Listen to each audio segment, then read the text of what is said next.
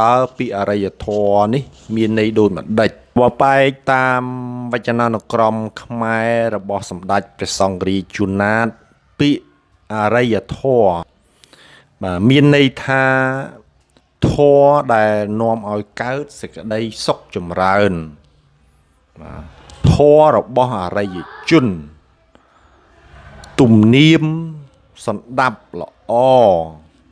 សណ្ដាប់ធ្នាប់ឬបែបបទរៀបរយអរិយធម៌សម្គាល់ការរស់នៅការរៀបចំជីវភាពសង្គមមនុស្សឲ្យបានប្រកបដោយសេចក្តីសុខចម្រើនលូតលាស់មានរបៀបរៀបរយល្អមានគ្រឿងប្រដាប់ប្រើប្រាស់ជំនឿចំណេះដឹងទៅតាមចំណង់ចំណូលចិត្ត